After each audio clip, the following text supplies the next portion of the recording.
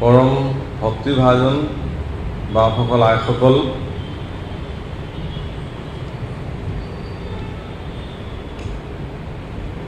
আজি আপোনালোকৰ সন্মুখত বহুত দিনৰ মূৰত বামুণী মৈদাম নামঘৰত আগতেতো ধাৰাবাহিক সোমবাৰৰ যিটো অনুষ্ঠান আমি আচলতে আহিছিলোঁ মাহৰ মূৰত এদিন, বাকী চলিছিলে তেনেকৈ।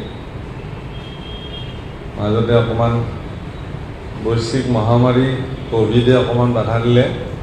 পুনৰ ভাল পৰিৱেশত আজি আটাইখিনিকে সুস্থ শৰীৰে লগ পাই বৰ আনন্দিত হৈছোঁ। আৰু দ্বিতীয়তে আচলতে আজিৰ এই অনুষ্ঠানটোত বহি মোৰ জীৱনৰ যিমান ভাগৱত পাঠত বহিছোঁ, আজিৰ ভাগৱত পাঠত বহিয়েই যিখিনি কথা শ্ৰদ্ধেয় শ্ৰীযুত উদ্ধৱ পাঠকদেৱে অৱগত কৰালে, শ্ৰদ্ধেয় শ্ৰীযুত থানেশ্বৰ মালাকাৰ বাপজনাই যিখিনি কথা অৱগত কৰালে, আমি এগৰাকী মহাপুৰুষৰ সেৱক হিচাপে এনেকুৱা এটা ভব্য অনুষ্ঠানত ভাগৱত পাঠত বহি এনেকুৱা কথা শুনিবৰ কাৰণে সদায় আগ্ৰহী হৈ থাকে। আৰু ভগৱন্ত পুৰুষে এনেধৰণৰ কাৰ্য কৰিবৰ কাৰণে পৃথিৱীত এখেতলোকৰ দৰে ব্যক্তিসকলক হয়তো প্ৰেৰণ কৰে। আজি অনুভৱ মোৰ এই আসনত বহি গৈছে। যিদিনাখন মাননীয় উদ্ধৱ পাঠকদেৱে আমালৈ ফোন কৰিছিলে, এই কথাটোৰ প্ৰাৰম্ভণি মোৰ আজিও সেই দিনটো মনত আছে যে বাপ, মই এনেকুৱা কথা এটা ভাবিছোঁ, আপুনি কেনেকৈ চাবচোন, মই প্ৰথমবাৰৰ কাৰণে আপোনাক প্ৰথম ফোন কৰিছোঁ।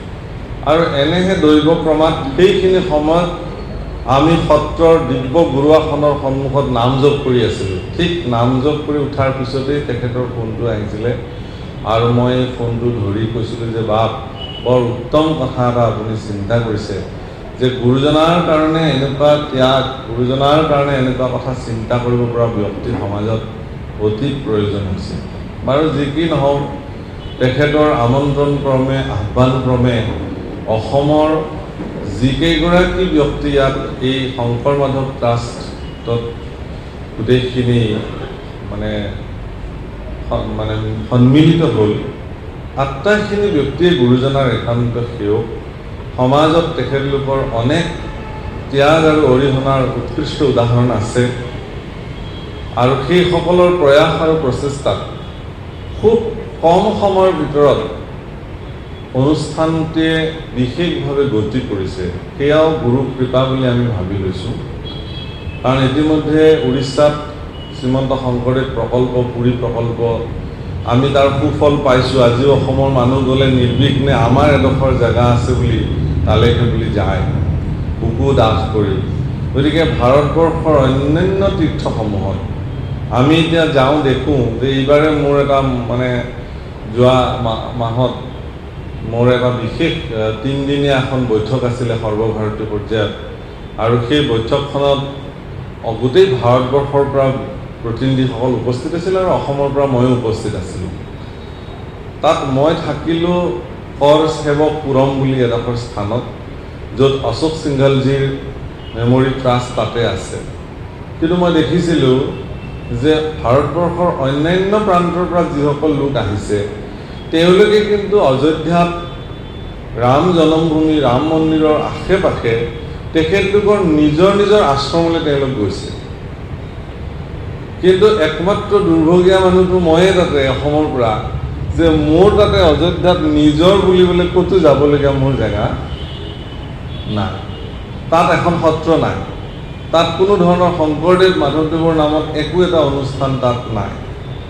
বৃন্দাবনত গ'লেও সেই একেই কথা, মথুৰাত গ'লেও সেই একেই কথা, জগন্নাথ ক্ষেত্ৰত গ'লে আমি বৰ সাহসেৰে যাওঁ পুৰী প্ৰকল্পলৈ, সেইটো এটা বেলেগ কথা।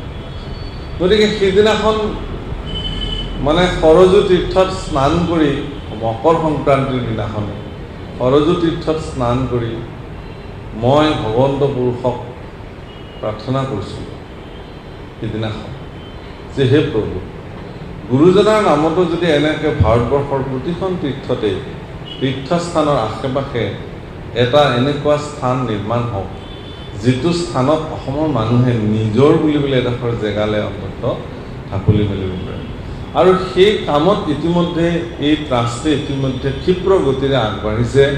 পোন প্ৰথমবাৰৰ কাৰণে মথুৰাত যি স্থানত ইতিমধ্যে আমাৰ কাম আৰম্ভ হৈ গৈছে, দিব্য নামঘৰৰ কৰ্ম ইতিমধ্যে ভগৱন্ত পুৰুষে আৰম্ভ কৰাইছে। আচলতে এখেতলোক একোগৰাকী প্ৰতিনিধি, এখেতলোকে কৰা নাই, এখেতলোকে নিজেই কৈ আছে এই কথা যে ঈশ্বৰে আজ্ঞা কৰিছে, তেখেতলোকে আজ্ঞাবৃত্ত হৈ তেখেতলোকে এই কৰ্ম সাধন কৰিছে। গতিকে অসমৰ প্ৰতিগৰাকী বিদ্যুৎ লোকৰ, প্ৰতিগৰাকী মহাপুৰুষৰ সেৱকৰ কিন্তু দায়িত্ব আৰু কৰ্তব্য আছে। মোৰ এই কথাখিনি এইকাৰণে আজি কৈছোঁ যে অকল আপোনালোকৰ এই মুছলিমীয় লোকসকলৰ সন্মুখত নহয়, মোৰ এই বক্তব্যখিনি মোৰ ইউটিউব চেনেলতো মই দিম। এইকাৰণে দিম যে তাত লক্ষ লক্ষ মানুহ শ্ৰোতা আছে, অসমৰ সেই লক্ষ লক্ষ লোকে এই কথাখিনি শুনক। কাৰণ এনেকুৱা হ'ব পাৰে যে কোনোবাৰ অত্যন্ত দুৰ্বাৰ ইচ্ছা আছে এনেকুৱা কৰ্মত হাত আগবঢ়াবৰ কাৰণে, কিন্তু তেওঁ সুযোগ পোৱা নাই আৰু জানিবলৈ পৰা নাই। গতিকে এনেকুৱা এটা কৰ্ম যিহেতু শ্ৰদ্ধেয় উদ্ধৱ পাঠকদেৱৰ নেতৃত্বত আমাৰ ন্যাসে ইতিমধ্যে আগবাঢ়িছে, মই নিজকে গৌৰৱবোধ কৰোঁ যে সেই ন্যাসক আমাৰ নিচিনা এগৰাকী অভাজনকো তাতে ৰাখিছে। আমি আচলতে এনেই আছোঁ, ক'বলৈ গ'লে আমাৰ একো বিশেষ সামৰ্থ্যও নাই, কিন্তু অনুষ্ঠানটোত গুৰুজনাৰ কৰ্ম হৈ আছে কাৰণে তেখেতলোকৰ লগত একেলগে বাট বুলিব পাই নিজকে জীৱন ধন্য হোৱা বুলি অনুভৱ কৰিছোঁ। গতিকে আজিৰ এই মহান অনুষ্ঠানটোৰ প্ৰাৰম্ভণিতে এনেকুৱা কথাখিনি শুনিবলৈ পাই মোৰ একদম আনন্দৰ মন ভৰি পৰিছে। সেই বাপসকল, আইসকল, আমি প্ৰত্যেকেই আজি এখন বিয়াত মানুহ যদি মোৰ ঘৰত এটা যদি সৰু কিবা ইভেণ্ট মই পাতোঁ, তেতিয়াহ'লে মোৰ ফোন নাম্বাৰবিলাক উলিয়াই তৎক্ষণাত 200-250 মানুহৰ মোৰ আত্মীয়, যাক নক'লে নহয়, 10জনকমান মাতিম বুলি অনুষ্ঠান কৰিলেও 150-200 মানুহৰ নাম তালিকা ওলাই যায়। তাৰমানে এৰিব নোৱাৰা আত্মীয় প্ৰত্যেকৰে আছে। গতিকে এনেকুৱা এটা মহৎ কৰ্মৰ কাৰণে আমি ইয়াত বহি থকা এই প্ৰত্যেকখিনি মানুহে যদি আমাৰ নিজৰ নিজৰ আত্মীয় স্বজন, সেইসকলক যদি আমি এই শুভ বাৰ্তাটো প্ৰেৰণ কৰোঁ, মই এটা জাষ্ট উপায়হে দিব খুজিছোঁ এই কথাখিনি। আমি যদি নিজৰ নিজৰ শুভাকাংক্ষী বা আত্মীয় স্বজন, যাৰ গুৰুজনাৰ প্ৰতি কিবা এটা কৰিবৰ কাৰণে মন আছে, তেওঁলোকক যদি আমি বাৰ্তাটো প্ৰেৰণ কৰোঁ, তেতিয়াহ'লে আমি ভাবোঁ যে নিশ্চয় বোলে ৰাইজে নখ জোকাৰিলে নৈ বয়। গতিকে এই শুভ কামটো ক্ষীপ্ৰ গতিৰে আগবাঢ়িব আৰু আমি ইয়াৰ সুফল পাম।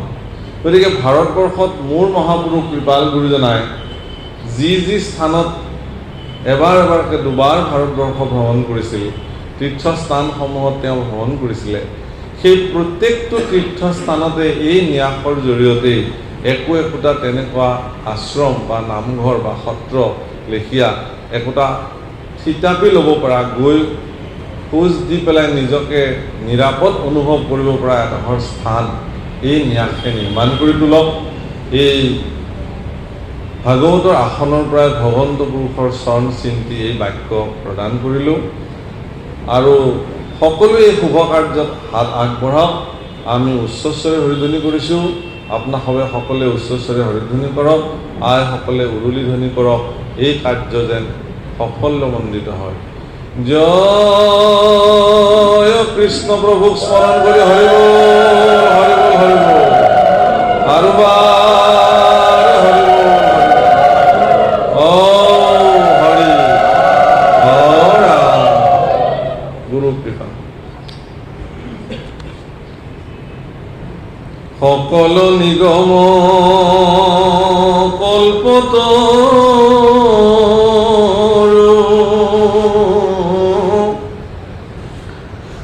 তাৰ ফলম ভাগৱত পোকমুখে আখি ভূমিত ভৈলা বিদিত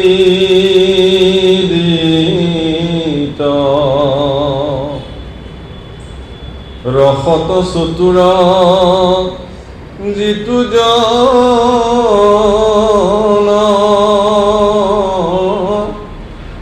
অ কৃষ্ণৰ চৰণে দিয়া মন পৰম সন্তোষে পিয়ুক ৰসয় অমৃত ৰাম পৰম সন্তোষে পিয়ুক ৰসয় অমৃত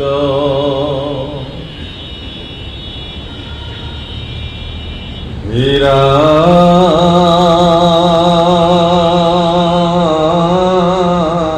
মৰা সুকমনি বদতি শুনিও ৰাজা পাছে এহিমতে বলি যেবে বন্দী হুয়া আছে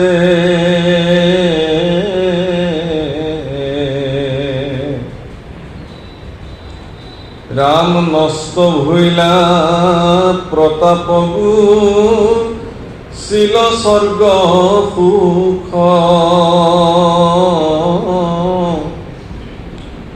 শৰীৰকো পীৰে আতি বন্ধনৰ দুখ হেৰা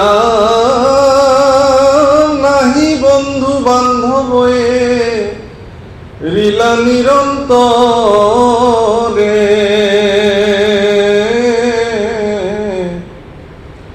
শত্ৰুৰ হাতত বন্দী ভৈলা একেশ্বৰে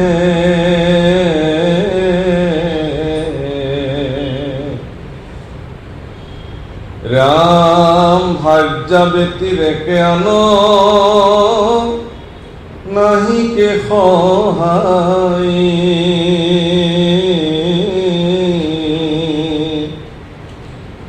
ও ভৈল দিন দরিদ্র দৈত্যেন্দ্র সমুদায়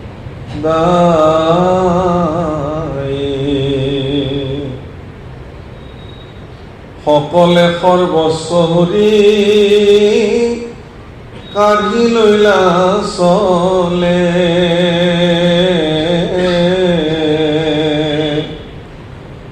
নাগপাশে অন্যায় বান্ধিলা সগলে হীৰাম হৈবা কন ৰৈলা বলিৰ দুৰ্গতি আপদ সিন্ধুত নিমজিলা দৈত্যপতি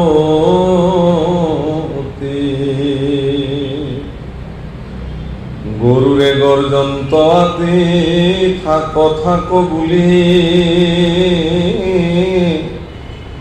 অ তথাপি ন শান্ত দৈত্যপতি মাথা তুলি হীৰা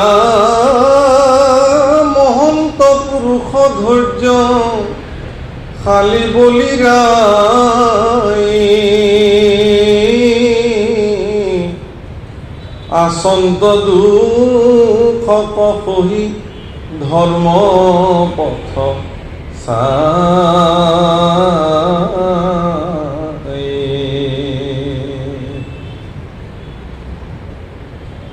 সেই বাসকল আইসকল অষ্টম স্কন্ধৰ বলিচলন আখ্যান চলি আছে ধাৰাবাহিক আপোনাসৱৰ ভাগত পাইছোঁ আৰু আপোনাসৱে বিগত সপ্তাহত পাইছে যে ভগৱান বিষ্ণুৰ ইংগিতত গৰুৰে পৰম প্ৰতাপী দৈত্যৰাজ মহাৰাজ বলি নাগ পাশেৰে বান্ধিছে পৰম প্ৰভাৱশালী প্ৰতাপী প্ৰহ্লাদৰ নাতি মহাৰাজ বলি তেওঁ নাগ পাশেৰে বন্ধাৰ পিছত তেওঁৰ সকলো ক্ষমতা সকলো ভগৱন্ত পুৰুষৰ হাতলৈ গুচি গৈছে স্বৰ্গৰ অধিপতি হৈছিল সেই ক্ষমতাৰ পৰা তেওঁ বঞ্চিত হৈছে ধন সম্পত্তি ঐশ্বৰ্য বিভূতি যিমান আছিল বন্দী হোৱাৰ পিছত আৰু তেওঁৰ একো বস্তুতে অধিকাৰ নাথাকে। যুদ্ধ ক্ষেত্ৰত যোনে যাক বন্দী কৰে, বন্দী কৰোঁতাজনৰ হাতলৈ সকলোবোৰ তেওঁৰ কৰ্তৃত্বলৈ গুচি আহে। সেই সূত্ৰে পৰম প্ৰভাৱশালী প্ৰতাপী মহাৰাজ বলিৰ সমস্ত শক্তি, সামৰ্থ্য, ধন সকলোবিলাক ইতিমধ্যে তেওঁৰ হাতৰ পৰা গুচি গৈছে। ইয়াত বৰ ডাঙৰ কথা এটা উল্লেখ কৰিছে যে তেওঁৰ সহায় বুলিবলৈ আৰু তেওঁৰ ভাৰ্যা ব্যতিৰেকে সেই সময়ত আৰু কোনো নাই। সেই বাসকল, ব্যক্তি এগৰাকী যেতিয়া ক্ষমতাত থাকে, তেওঁৰ আশে পাজৰে বহুত মানুহ থাকে, কিন্তু সেই ক্ষমতাটোৰ পৰা যেতিয়া ব্যক্তিগৰাকী ক্ষমতাটো তেওঁৰ হাতৰ পৰা নাইকিয়া হৈ যায়, তেতিয়া তেওঁৰ আশে পাশে আৰু মানুহ সাধাৰণতে নাথাকে। এইটো এটা স্বাভাৱিক মানুহৰ চৰিত্ৰ। গতিকে মহাৰাজ বলি যিহেতু পৰম প্ৰভাৱশালী আৰু প্ৰতাপী ৰজা আছিলে, স্বৰ্গকো নিজৰ আধিপত্য বিস্তাৰ কৰিব পাৰিছিলে, গতিকে তেওঁৰ আশে পাজৰে বহুত ব্যক্তি বা বহুত তেনেকুৱা অনুচৰ বৰ্গ তেওঁৰ লগত আছিলে। কিন্তু যিহেতু তেওঁ বন্দী হৈ গ'ল কাৰোবাৰ হাতত, তেওঁৰ হাতত আৰু একো নাই, গতিকে সকলোবিলাক গুচি গ'ল। কিন্তু সকলো গ'লেও এগৰাকী নাযায়, সেইগৰাকী হ'ল নিজৰ ধৰ্মপত্নী। গতিকে বলিৰ ধৰ্মপত্নীও তেওঁক এৰি যোৱা নাই। আৰু ঈশ্বৰৰ ইংগিতত গৰুৰে তেওঁক আৰু শাস্তি প্ৰদান কৰিছে। কিন্তু ইয়াত ভাগৱতত শাস্ত্ৰত বৰ ডাঙৰ শব্দ এভাগ ব্যৱহাৰ কৰিছে যে দৈত্য হোৱাৰ পিছতো বলিক কিন্তু মহন্ত পুৰুষ বুলি কৈছে। ধৈৰ্যশালী মহন্ত পুৰুষ, ধৈৰ্যশালী বলিৰায়। ভাগৱতে দৈত্য এগৰাকীকো মহন্ত বুলি কৈছে। কিহৰ কাৰণে? যে মহন্ত এগৰাকী হ'বলৈ হ'লে তেওঁৰ প্ৰথমটো অৰ্হতাই হ'ল তেওঁ কিমান সংযমী বা ধৈৰ্যশালী। এগৰাকী মহন্তৰ প্ৰথম লক্ষণ। ভাগৱতে এনেকুৱা অনেক পুৰুষক মহন্ত উপাধিৰে বিভূষিত কৰি থৈ গৈছে। তাৰ ভিতৰত বলিক আপোনাসৱে আজি পালে, ভাগৱতে তেওঁক মহন্ত বুলি কৈছে। আৰু এগৰাকী মই তেনেকুৱা মহন্তৰ নাম আপোনালোকক কওঁ। তেখেত হ'ল ঈশ্বৰ পুৰুষৰ পিতৃ বসুদেৱ। তেখেতকো বসুদেৱকো সন্ত বা মহন্ত বুলি কৈছে। আৰু মহাপুৰুষ কৃপালু গুৰু শ্ৰীমন্ত শংকৰদেৱ গুৰুজনায়ো বসুদেৱ সন্ত পুৰুষ মহন্ত বুলি গুণমালাত উল্লেখ কৰিছে। এই যে সন্ত বা মহন্ত বোলা হৈছে, আমি স্বাভাৱিকতে ভক্তসকলক, ঈশ্বৰৰ ওচৰত সমৰ্পিত লোকসকলক আমি সন্ত বা মহন্ত বুলি কওঁ, বা আমি ভগৱানৰ ভক্তসকলক সেই বুলি অভিহিত কৰোঁ। কিন্তু এইসকল কোন, কেনেকৈ মহন্ত হয় এগৰাকী ব্যক্তি, তাৰ কিন্তু সুদৃঢ় সংজ্ঞা মহাপুৰুষে দাঙি ধৰিছে, ভাগৱতে দাঙি ধৰিছে। মহাপুৰুষ মাধৱদেৱে মহন্ত কোন হ'ব পাৰে বুলি সুন্দৰ বক্তব্য কৈছে। ঘোষা কি বুলি কৈছে? কৃষ্ণ পদ মাত্ৰ সেৱা কৰে, সমস্ত কামনা পৰিহৰে, বেদ ব্যৱহাৰ কদাচি তুনলংঘয়ে, কৃষ্ণ পদ সেৱা সুষমনে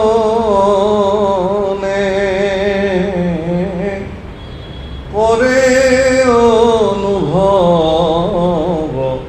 সৰ্বক্ষণে, ইহাকে মহন্ত বুলিয়া জানানি চয়ে। কৃষ্ণ পদ মাত্ৰ সেৱা কৰে, এক মহন্ত হ'বৰ কাৰণে প্ৰথমটো কোৱালিটি। কৃষ্ণ পদ মাত্ৰ সেৱা কৰে। 2 নম্বৰতে কৈছে সমস্ত কামনা পৰিহৰে। 3 নম্বৰতে কৈছে বেদ ব্যৱহাৰ কদাচিতো নলংঘয়। বেদে যিখিনি ব্যৱহাৰিক দিশ মানুহ মনুষ্যৰ কাৰণে প্ৰকট কৰিছে, সেইখিনিৰ পৰা কেতিয়াও তেওঁ বিচলিত নহয়। কোনো কাৰণত কোনো পৰিস্থিতিত তেওঁ বেদে দেখুৱাই দিয়া মাৰ্গৰ পৰা তেওঁ নিজক প্ৰতিহত নকৰে, নিজক আঁতৰাই নানে। 4 নম্বৰতে কৈছে কি বুলি, কৃষ্ণ পদ সেৱা সুখ মনে কৰে অনুভৱ সৰ্বক্ষণ। জীৱনৰ প্ৰতিটো মুহূৰ্ততে ভগৱন্ত পুৰুষৰ চৰণ সেৱাৰ সুখ তেওঁ অন্তঃকৰণে অনুভৱ কৰে, ইহাকে মহন্ত বুলিয়া জানা নিশ্চয়। তেতিয়াহ'লে বলি কেনেকৈ মহন্ত হ'ল? বলি আপোনালোকে জানে যে বলিৰ অন্যতম পৰিচয় হ'ল বলি এগৰাকী দানী লোক আছিল। সেই বাসকল যিবিলাক ব্যক্তি জগতত দান কৰিব পাৰে তেওঁলোকো একগৰাকী মহন্ত। মই এইকাৰণেই কৈছোঁ যে দান কৰিব পৰাৰ মানসিক সামৰ্থ্য যদি এগৰাকী ব্যক্তিৰ নাথাকে, তেওঁৰ অজস্ৰ সম্পত্তি থকাৰ পিছতো তেওঁ কিন্তু দান কৰিব নোৱাৰে। এইটো ডাঙৰ কথা। মহাৰথী কৰ্ণই নিজৰ পুত্ৰৰ ডিঙি কাটি ৰান্ধি বাঢ়ি খুৱাইছে, খাবলৈ আগবঢ়াই দিছে। মাকে কিছু সময় মুণ্ডটো চাই থাকিম বুলি লুকুৱাই ৰাখিছিল, তাকো ক'লে বোলে মুণ্ডটো থাকিল নহয়, সেইটোৰ পৰা অম্বৰ বনাই আনি দিয়া বুলি কৈছে। ইমান নিষ্ঠুৰ পৰীক্ষাও কৰ্ণই প্ৰদান কৰিছিল। আৰু শেষত অন্ন যেতিয়া দিছিলে, ঈশ্বৰ পুৰুষে কৈছিলে যে তোমাৰ পুত্ৰকো মাতা খাবলৈ। বোলে প্ৰভু পুত্ৰকটো নিজ হাতে কাটি দিলোঁ তোমাক। বোলে হয় নেকি, দিয়া মাতাচোন এবাৰ। পুত্ৰ বিচাকেতু বুলি মাতিলে যেতিয়া দৌৰ মাৰি আহি সন্মুখত উপস্থিত হ'ল। গতিকে এয়া ঈশ্বৰৰ পৰীক্ষা। ঠিক তেনেকৈ বলিয়েও 3 পদ ভূমি ভগৱন্ত পুৰুষক অৰ্থাৎ বামন ৰূপী ঈশ্বৰ পুৰুষক প্ৰদান কৰিবৰ কাৰণে তেওঁ নিজকে কথা দিছে। এতিয়া পদ মানে ভৰি নহয় আচলতে, দৰাচলতে আমি যে ভাবি লওঁ 3 ভৰি ভূমি, সেয়া নহয়। পদ মানে অধিকাৰ। পদ মানে অধিকাৰ। তেওঁক স্বৰ্গৰ অধিকাৰ লাগে, কাৰণ স্বৰ্গ ইতিমধ্যে তেওঁ দখল কৰি লৈছে। সমস্ত দেৱতাসকলক বঞ্চনা কৰি বলি ইতিমধ্যে তেওঁৰ বাহুবলেৰে পৰাক্ৰমেৰে স্বৰ্গ তেওঁৰ অধীনত ৰাখিছে। ঈশ্বৰ পুৰুষক দেৱতাসকলে যেতিয়া প্ৰাৰ্থনা কৰিলে যে প্ৰভু আমাক নিজৰ স্থান লাগে, সেইকাৰণে ঈশ্বৰ পুৰুষে প্ৰথম বিচাৰিলে যে তুমি স্বৰ্গৰ পদ মোক প্ৰদান কৰিব লাগে। বলিয়ে কিন্তু এই কথা জানিছিল, স্বৰ্গৰ পদ তেওঁ প্ৰদান কৰিছিল, পাতালৰ পদো তেওঁ প্ৰদান কৰিছিল। কিন্তু তৃতীয়খন পদ যেতিয়া ওলাই আহিলে, সেইখনৰ পদ দিব, কাৰণ তেওঁ তাতেই আছে। কিন্তু বলিৰ গুৰু শুক্ৰাচাৰ্যই এই কথা বলিক বাৰে বাৰে কৈছিলে যে হে বলি, হে মহাৰাজ, মই তোমাৰ গুৰু হিচাপে মই তোমাক বাৰে বাৰে এটা কথা কম যে তুমি দৈত্যহে, তুমি মানুহ নহয় নহয়। আমাৰ দৈত্যবিলাকৰ ইমান বাক্য বচনৰ মূল্য একো ৰাখিবলগীয়া নাই। দিম বুলি কৈছিলে, এতিয়া নিদিওঁ বুলি ক'লে হ'ল। সন্তসকল মহন্তসকলেহে এটা বাক্য এবাৰ দিয়াৰ পিছত আৰু সেই বাক্য তেওঁলোকে কোনো কাৰণত নেপেলায়। বসুদেৱ সন্ত সেইকাৰণে হ'ল যে নিজৰ ঔৰসজাত সন্তানো তেওঁ যদি কৈছে যে মই এক সন্তান আপোনাৰ হাতত তুলি দিম মহাৰাজ, তথাপি দৈৱকীক হত্যা কৰিব নালাগে। কথামতে কাম। প্ৰথম সন্তানটো নিজ হাতে যিদিনাখন কংসৰ হাতত আনি তুলি দিছিল, কংস নিজেই আচৰিত হৈ গৈছিল, বাপৰে এনেকুৱা হ'ব পাৰেনে মানুহৰ বাক্য।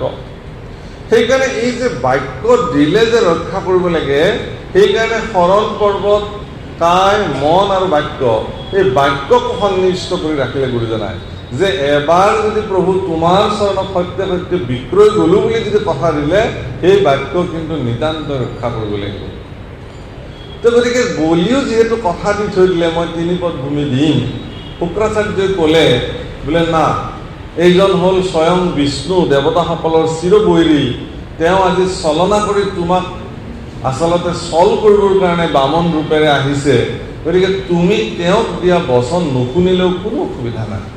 মই গুৰু হিচাপে তোমাক কৈছোঁ যে তুমি মোৰ এই বাক্য ৰাখা আৰু তুমি বলি হিচাপে তুমি বামনক যি বাক্য দিছিলা সেই বাক্য তুমি উঠাই লোৱা দৰকাৰ। সেইকাৰণে সেই বাপসকল আইসকল সমাজত 2-3টা কথা বিশেষভাৱে চৰ্চিত হয় যে যদি মানে গুৰু মানিব লাগে, গুৰুৰ বাক্য অলংঘনীয়, গুৰুৱে আপোনাক কিবা যদি কয় আপুনি গুৰুৰ বাক্য কেতিয়াও লংঘন কৰিব নোৱাৰিব। কিন্তু যদি শুক্ৰাচাৰ্যৰ দৰে গুৰু হয় তেতিয়াহ'লে সেই বাক্য লংঘন কৰিলে একো অপৰাধ নহয়, কোনো প্ৰয়োজন নাই। সেনেকুৱা বাক্য তেনেকুৱা যদি গুৰু হয় কেৱল নিজৰ স্বাৰ্থৰ কাৰণে তেওঁ ভক্তসকলক নিজৰ কাৰণে ব্যৱহাৰ কৰে, তেনেকুৱা গুৰুস্থানত বহি থকা ব্যক্তিৰ বাক্য ৰক্ষা কৰাৰ কোনো প্ৰয়োজনীয়তা নাই। শাস্ত্ৰৰ বস্তু যিসকল গুৰুৱে নিস্বাৰ্থভাৱে কেৱল জগতৰ কল্যাণৰ কাৰণে শিষ্যসকলক উপদেশ প্ৰদান কৰিব, সেই গুৰুৰ বাক্যহে ৰক্ষা কৰাটো প্ৰয়োজন আছে। এইটো বলি আৰু শুক্ৰাচাৰ্যৰ ক্ষেত্ৰত প্ৰামাণ্য বস্তু। পিতৃৰ বাক্যও মান্যতা দিব লাগে, পিতৃৰ বাক্য অলংঘনীয়। কিন্তু হিৰণ্যকশিপুৰ দৰে যদি পিতৃ হয়, বাৰে বাৰে নিজৰ সন্তানক যদি সৎ মাৰ্গৰ পৰা আঁতৰাই আনিবৰ কাৰণে যত্ন কৰি উপদেশ প্ৰদান কৰে যে তুমি বিষ্ণুক ভজনা কৰিব নালাগে, সৎ ৰাস্তা ল'ব নালাগে, তেতিয়াহ'লে তেনেকুৱা হিৰণ্যকশিপুৰ দৰে পিতৃৰ বাক্য ৰক্ষা কৰাৰ কোনো প্ৰয়োজনীয়তা নাই। ধৃতৰাষ্ট্ৰৰ দৰে পিতৃ হ'লে সমাজত কি উপকাৰ হ'ব? নিজৰ সন্তানৰ মোহত মোহান্ধ হৈ জগতত যত কৰ্ম বেয়া কৰ্ম সন্তানৰ দ্বাৰা যদি সম্পাদিত হয়, তেতিয়াহ'লে তেনেকুৱা পিতৃৰ অস্তিত্ব জগতত প্ৰয়োজন আছে জানো? কেৱল সন্তান জন্ম দিয়াটোৱে পিতৃৰ শেষ কৰ্তব্য নহয়, সন্তানক প্ৰকৃত সংস্কাৰ আৰু উচিত মাৰ্গ প্ৰদৰ্শন কৰাটো এগৰাকী পিতৃৰ কৰ্তব্য। আৰু কৈছে কি যে ৰাৱণৰ দৰে যদি জ্যেষ্ঠ ভ্ৰাতা হয়, ভাতৃ হয়, তেতিয়াহ'লে সেই বাক্য ৰক্ষা কৰাৰ কোনো প্ৰয়োজনীয়তা নাই। বিভীষণে স্বৰ্ণময় লংকাৰ সুখ ভোগ এক নিমিষত পৰিত্যাগ কৰি বনবাসী প্ৰভু ৰামচন্দ্ৰৰ চৰণত আহি আশ্ৰয় গ্ৰহণ কৰিছে। গতিকে সমাজত এই 3গৰাকী ব্যক্তিৰ বহুত প্ৰমূল্যবোধ আছে, পিতৃ, গুৰু আৰু জ্যেষ্ঠ ভাতৃ। এই 3জনৰ বচন পেলাব সাধাৰণতে নালাগে। পিতৃৰ বাক্য অলংঘনীয়, জ্যেষ্ঠ ভাতৃ পিতৃৰ সম তেওঁৰ বাক্যও পেলাব নালাগে, আৰু গুৰু বাক্য অলংঘনীয়। কিন্তু যদি শুক্ৰাচাৰ্যৰ দৰে গুৰু হয় সেই বাক্য লংঘনীয় হ'ব। হিৰণ্যকশিপুৰ দৰে যদি পিতৃ হয় সেই বাক্যৰ কোনো প্ৰয়োজনীয়তা নাই, আৰু ৰাৱণৰ দৰে যদি ভাতৃ হয়। বাৰু যি নহওক, কিন্তু বলিয়ে বৰ ডাঙৰ কথা এটা কৈছিলে যে হে গুৰুদেৱ, মই ধন্য হ'ল যে তোমাৰ নিচিনা গুৰু মোৰ জীৱনত প্ৰাপ্ত হ'ল। কাৰণ মহাপুৰুষে ভাগৱতত এটা কথা উল্লেখ কৰিছে। একাদশ স্কন্ধত কৃষ্ণ উদ্ধৱ সংবাদত ভগৱান কৃষ্ণ উদ্ধৱে যি 27টা প্ৰশ্ন উত্থাপন কৰিছে, সেই সময়ৰ ভিতৰত এটা বিশেষ প্ৰশ্ন হ'ল যে গুৰু কোন? কোন গুৰু? ইয়াৰ উত্তৰ মাত্ৰ এটা লাইনত মহাপুৰুষে ভাগৱতত লিখিছে, কি? আমাক চিনাৱে গুৰু কৃপা। তেওঁৱে কৃপাময় গুৰু, যিজনে মোক চিনাই দিব পাৰে। ঈশ্বৰক চিনাব পৰা, ঈশ্বৰক দেখুৱাব পৰাজনেই গুৰু। নৰেন দত্ত, পৰৱৰ্তী সময়ত স্বামী আমাৰ বিবেকানন্দ, স্বামী বিবেকানন্দই যেতিয়া প্ৰত্যেকগৰাকী ধৰ্মাচাৰ্যৰ ওচৰত গৈ সুধিছিল যে তোমালোকে মোক ঈশ্বৰক দেখুৱাই দিব পাৰিবানে, বা আপুনি নিজে ঈশ্বৰক দেখিছেনে? কিন্তু গুৰুসকলে এই নৰেন দত্তৰ এই প্ৰশ্নত হতবাক হৈছে। তেওঁৰ প্ৰশ্নৰ উত্তৰ দিয়াৰ পৰা গুৰুসকল আঁতৰি আঁতৰি আছে। কিন্তু পাগলা বাবা, যাক আমি পিছত পৰমহংস ৰামকৃষ্ণ পৰমহংস বুলি জানো, ৰামকৃষ্ণ পৰমহংসদেৱে কিন্তু কৈছিল, মই দেখিছোঁ, আৰু তুমি যদি চাব খোজা তোমাকো মই দেখুৱাই দিব পাৰোঁ। এই দৃঢ়তা দেখি তেওঁ গুৰু বুজিছে।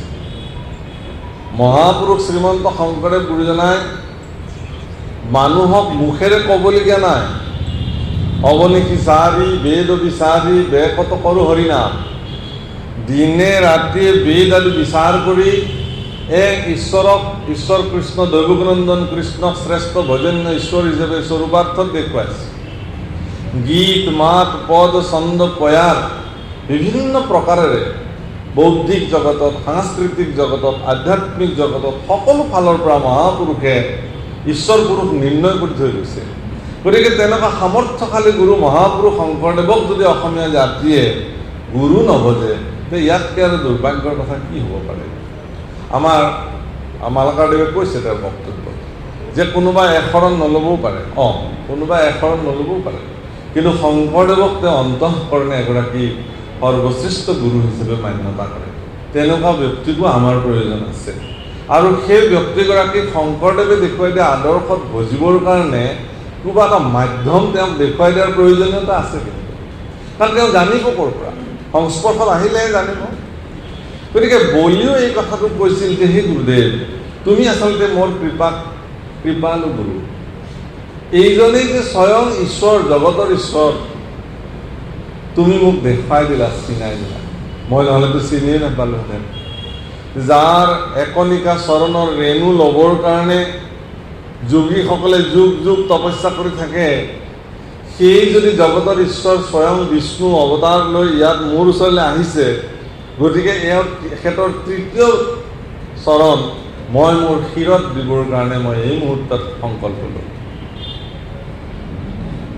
যাহে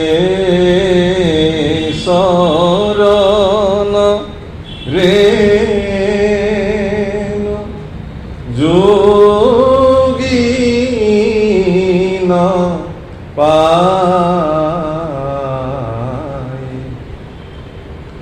ভকতি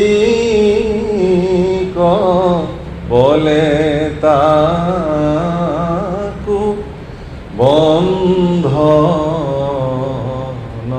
কায়। যাহে শৰণ ৰেণু যোগী নপায়, ভকতিক বলে তাকো বন্ধন কায়। যশোদাৰ কাৰণে কৈছে যে ভকতিৰ বলেৰে তেওঁক বন্ধনৰ পৰা মুক্ত হ'ব পাৰে, আৰু সেই বন্ধন মায়াৰ বন্ধনৰ পৰা মুক্ত হৈ ভগৱন্ত পুৰুষক প্ৰত্যক্ষভাৱে পাব পাৰে। গতিকে বলিয়ে সিদ্ধান্ত লৈছিলে যে যাৰ চৰণ ৰেণু পাবৰ কাৰণে পৰম সাধক তপস্বীসকলে যুগ যুগ সাধনা কৰি থাকে, সেয়া যদি পৰম ঈশ্বৰ আজি মোৰ গৃহাগত হৈছে, সেইকাৰণে প্ৰাৰ্থনা আমাৰ মহাপুৰুষে মাধৱদেৱে লিখিছে, বলি নিগৰুতি যদুপতি ৰাম ৰাম ৰাম, কিনো কৃপা কৰিলা, দেৱৰ দুৰ্লভ আতিশয়, ৰাম ৰাম ৰাম, গৃহতে থাকি দেখিলো তোৰ চৰণ। কেনে সৌভাগ্য মোৰ জীৱনত যে তুমি গৃহত থাকি আজি তোমাৰ চৰণ মই শিৰত, তোমাৰ চৰণৰ পদধূলি চৰণ ধূলি মই মোৰ শিৰত অভিষেক কৰাৰ কাৰণে মই সৌভাগ্য মোৰ জগতত তুমি দিছে। হে প্ৰভু কলা আমাৰ, আপোনালোকে জানে যে ভগৱন্ত পুৰুষ যেতিয়া উপজিছিল, তেতিয়া ভগৱন্ত পুৰুষে যোগমায়াক আজ্ঞা কৰিছিল যে তুমিও যোৱা, মোৰ কাৰ্যত তুমি মোক সহযোগিতা কৰা। মই যেতিয়া গৈ উপজিম দৈৱকীত, তুমিও যশোদাৰ তাতে গৈ উপজিবা যোগমায়াত। আপোনাসৱক মই জনাওঁ, আপোনাসৱৰ জ্ঞাতাৰ্থী জনাওঁ, যোগমায়াই পৃথিৱীত সেই সময়ত একেলগে তিনিটা বিশেষ ৰূপত আহিছিল। এটা সাত্বিক ৰূপ, এটা ৰাজসিক ৰূপ আৰু এটা তামসিক ৰূপ। যে সাত্বিক মায়া, ৰাজসিক মায়া আৰু তামসিক মায়া। ইয়াত তামসিক মায়া ৰূপে, যোগমায়া ৰূপে মানে যশোদাৰ গৃহত আহি উপজিছে, আৰু সাত্বিক যোগমায়া হিচাপে ভগৱন্ত পুৰুষৰ ভগ্নী স্বৰূপে উপজিছে সুভদ্ৰা, আৰু ৰাজসিক মায়া ৰূপে পৃথিৱীলৈ আহিছে দ্ৰৌপদৰ দুলাৰী হিচাপে দ্ৰৌপদী। এই তিনিওগৰাকী মায়া ৰূপ, এইটো অত্যন্ত বিশেষ গোপন কথা। আৰু এই তিনিওটাই ভগৱন্ত পুৰুষক পৰিত্ৰাণায় সাধূনাম বিনাশায় চ দুষ্কৃতাম ধৰ্ম সংস্থাপনাৰ্থায় সম্ভৱামি, এই বিশেষ কৰ্মখিনি সাধন কৰিবৰ কাৰণে প্ৰেৰণা দিছে, সকলো ফালৰ পৰা সহযোগ। গতিকে বলিকো আজি সেইকাৰণে এই যে ভগৱন্ত পুৰুষৰ চৰণ সেৱা কৰাৰ সিদ্ধান্ত গ্ৰহণ কৰা বলি অত্যন্ত ধৈৰ্য আৰু সাহসিকতাৰে ভগৱন্ত পুৰুষে প্ৰদান কৰা শাস্তিকো মৌনভাৱে গ্ৰহণ কৰিব পৰাৰ কাৰণে ভাগৱত শাস্ত্ৰই মহন্ত পুৰুষ ধৈৰ্যশালী বলিৰায় বুলি উল্লেখ কৰিছে। হীৰা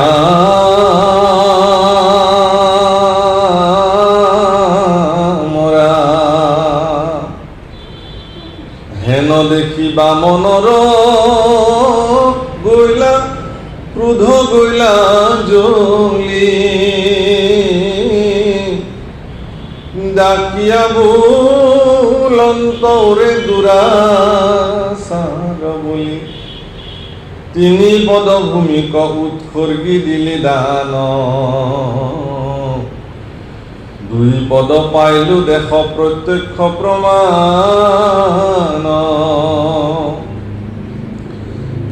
আৰ যে দূৰ প্ৰকাশে চন্দ্ৰ সূৰ্যৰ যে উঠি পাতাল পৰ্যন্তে সসাগৰাব কুমতি আৰ তোৰ হবে অধিকাৰ জানো সকলে সবাকে জুৰিল মূৰ এক ভৰি তলে দশ দিশ আকাশ জুৰিল মূৰ গাঁৱে সমস্ত স্বৰ্গক আক্ৰমিল এক পাৱে আৰ তৃতীয় পদৰাৱে কৈত দিবি ঠাই সত্য রাখি দিও দান আমাক বুঝাই তোমার যে সসাগর পৃথিবী একেবারে স্বর্গ পর্যন্ত পাতাল পর্যন্ত তোমার প্রভাবর দ্বারা তোমার অধীনত আছিলে সমস্ত মোৰ ভৰিৰ তলত ইতিমধ্যে থাকিল। অৰ্থাৎ বিশ্ব ব্ৰহ্মাণ্ডত তেওঁ কিমান প্ৰভাৱশালী, তেওঁ কিমান প্ৰতাপী, সেই সকলো ঈশ্বৰৰ চৰণৰ তলত। সেইকাৰণে ভগৱন্তৰ চৰণ দুখানি ভজনীয় চৰণ। ইতিমধ্যে ভগৱন্ত পুৰুষৰ চৰণত 5টি বিশেষ চিহ্নই সেই কথা প্ৰতিনিধিত্ব কৰিছে। আমি আগতেও কৈছোঁ যে এইবোৰ যিহেতু শৰণ দত্ত, শৰণৰ উপদেশত আমি এইবোৰ কথা ব্যাখ্যা কৰোঁ, কিন্তু মুঠতে কৈ থৈ দিওঁ যে ইয়াৰ প্ৰত্যেকটো চিহ্নই আধ্যাত্মিক আৰু গভীৰ তত্ত্বৰে একোটা ভগৱন্ত পুৰুষৰ বিৰাট বিৰাট সামৰ্থ্য প্ৰতিনিধিত্ব কৰিছে আৰু এই সকলো সামৰ্থ্য তেওঁৰ চৰণৰ তলত ইতিমধ্যে অৱস্থান কৰিছে। গতিকে বলিৰো সমস্ত ক্ষমতা ভগৱন্ত পুৰুষৰ দুখন চৰণে ইতিমধ্যে আৱৰি পেলালে। তৃতীয় চৰণৰ স্থান ক'ত দিবি বুলি বুলি বলিলে ভগৱন্ত পুৰুষে প্ৰশ্ন উত্থাপন কৰিছে। হে ৰাম আগে দিব বুলি যিবা পাছে নেদে দান দুৰ্ঘুৰৰ ৰবনৰ কত স্থান হেন জানি দিও দান সত্য কখাম ফলি নুহিতেবে সবান্ধৱে অধুগতি গৈলি। কোনোবাই দান দিম বুলি আগতে দিম বুলি কৈ যদি পিছত নিদিয়ে তেতিয়াহ'লে তেওঁ ৰৌৰৱ নৰকত স্থান হয়। গতিকে সেই বলি তুমি যিহেতু দিম বুলি কৈছিলা, গতিকে দিয়া, নহ'লে তোমাৰ সবংশে তুমি এতিয়া সকলোৱে অধোগতি যাবা, ৰৌৰৱ নৰকত তোমাৰ গতি হ'ব। হে ৰাম লোৱা দান বুলিয়া কৰিলি সত্যবাণী তিনি পদ ভূমিক উৎসৰ্গী দিলি পানী তিনি উত্ৰলক্ষ্য দুই পদকে আতে তৃতীয় চৰণ কৈত দিবু বোলে জানতে আজি যেবে নেদ পাপী প্ৰতিশ্ৰুতি দান গৰুৰৰ হাতত নৰৈব তোৰ প্ৰাণ। তোমাৰ যিমান সামৰ্থ্য আছিলে স্বৰ্গ মৰ্ত্য পাতালে তিনি ভূমি ইতিমধ্যে মোৰ দুখন পদে অধিগ্ৰহণ কৰিছে।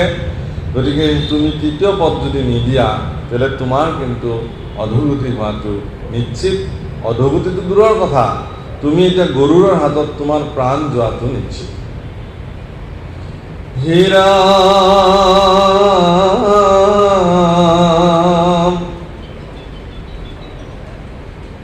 হে ৰাম, জান যেবে দিবে নপাৰিবি দুৰাচাৰ, আগে দিব বুলি কেনে কৈলি অংগীকাৰ। হে ৰাম, সত্যবাদীৰ তোৰ জীৱন নিষ্ফল, আপুনিও মৰিলি সবংশে নিলি তল।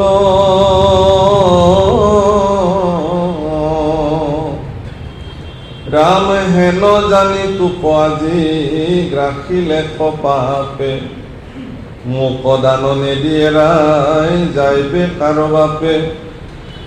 জিয় মানে ভুঞ্জীবিহি যাতনা অহিত, মৰিলেও হৈবে তোৰ নৰকত স্থিত। গতিকে মোক আগতেই তই দিম বুলি কলি, গতিকে এতিয়া যদি নিদিয় তোমাৰ জীৱন নিষ্ফল হৈ যাব।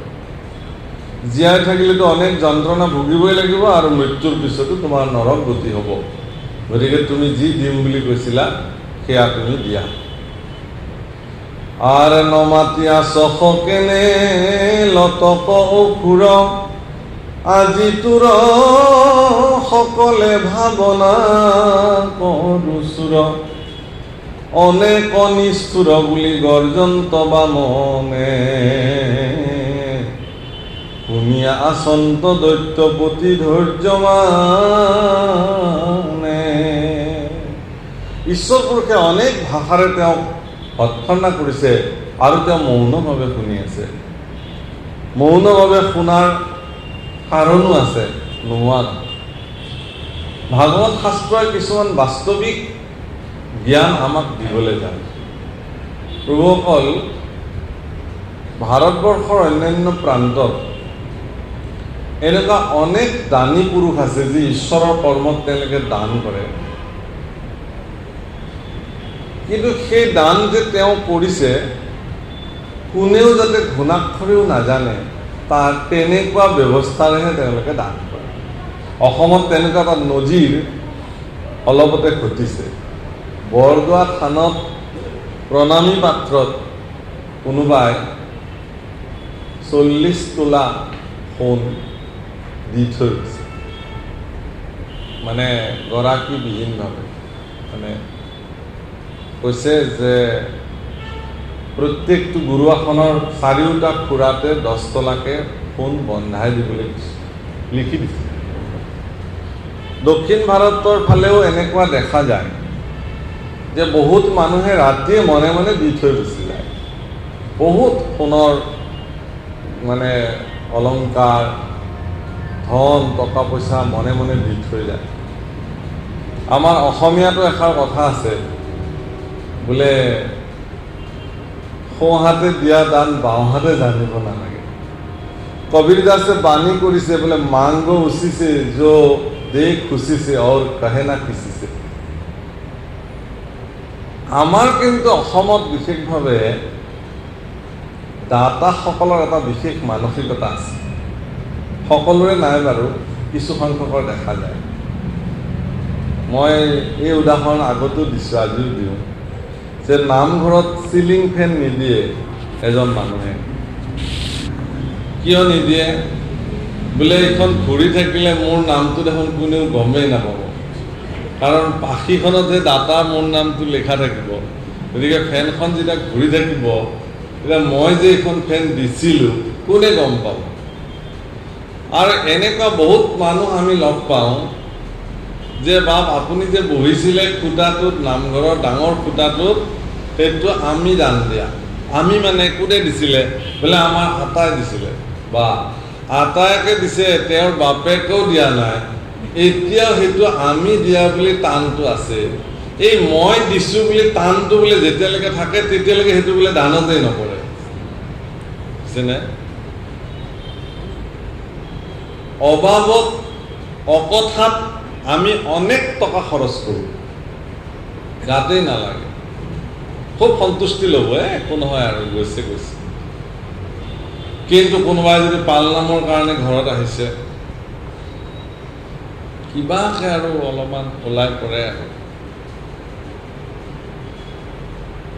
নামঘৰ নিৰ্মাণৰ কাৰণে যদি আহিছে সত্ৰ নিৰ্মাণৰ কাৰণে যদি কোনোবাই কাৰোবাৰ পৰা বিচাৰিছে গতিকে এই উদাৰ মনোবৃত্তি যেতিয়ালৈকে আমাৰ মাজত সৃষ্টি নহয় যে মোৰ জীৱনৰ উপাৰ্জনৰ ইমানখিনি মই আধ্যাত্মিক কৰ্মৰ কাৰণে জীৱনত আগবঢ়াম এই মানসিকতাৰ সৃষ্টি হ'লে মানুহ উদাৰ হ'ব আৰু তেতিয়া আৰু কিয়নো কাৰণ আধ্যাত্মিক অনুষ্ঠানসমূহ জীয়াই থাকিলেহে মানুহে জগতত শান্তিৰে নিবাস কৰিব আজি আপোনালোকে এতিয়া বহি আছে ইয়াতে ইমানবিলাক মানুহ অন্য এটা অনুষ্ঠানত বহি থাকিলে হয়তো এই প্ৰশান্তিটো নাপায় যিটো প্ৰশান্তি ইয়াত বহি পাই আছে গতিকে এই ভব্য দিব্য নামঘৰ ভাগ যদি ইয়াত নিৰ্মাণ হৈ নাথাকিলহেঁতেন গুৱাহাটীৰ এইডোখৰ জেগাত হয়তো আজি এটা ডাঙৰ কিবা ইণ্ডাষ্ট্ৰী হৈ থাকিলে অফিচ হৈ থাকিলে তাত আহিলে আপোনালোকে এই প্ৰশান্তিটো নাপালে কিন্তু কোনসকল শুভাকাংক্ষী কোনসকল দূৰদৰ্শী লোকে এই স্থানডোখৰ এনেকুৱা এডোখৰ আধ্যাত্মিক স্থলী হওক বুলি সেই দিনতেই ভাবি পেলাই ইয়াক ৰক্ষণাবেক্ষণ কৰি ৰাখিলে তেখেতলোক কিন্তু চিৰপূজ্য আমাৰ কাৰণে তেখেতলোকে যদি দূৰদৰ্শী চিন্তাৰে এই স্থানডোখৰ ৰাখি নথলেহেঁতেন তেতিয়াহ'লে হয়তো আজি আমি ইমান প্ৰশান্তি লাভ নকৰোঁ আজি এইখিনি আৰম্ভণিৰ দিনাই কিন্তু এনেকুৱা ডেভেলপ হোৱা নাই হয়তো ইয়াত আৰম্ভণিৰ যিটো অৱস্থা তাক যদি জনা ব্যক্তি আজিও জীয়াই আছে তেওঁলোকে হয়তো দেখিব বা তেওঁলোকে জানি বা ক'ব যে নাই সেই দিন আৰু আজিৰ দিন গতিকে এই কথাখিনি মই এইকাৰণেই কৈছোঁ যে আজি শ্ৰদ্ধেয় উদ্ধৱ পাঠকে এটা চিন্তাৰ মাত্ৰ আৰম্ভণি কৰিছে এটা চিন্তাক গতি মাত্ৰ প্ৰদান কৰিছে সেই গতিটোৱে এদিন হয়তো ইমান বিশাল ৰূপ ধাৰণ কৰিব তাৰ সুফল মানে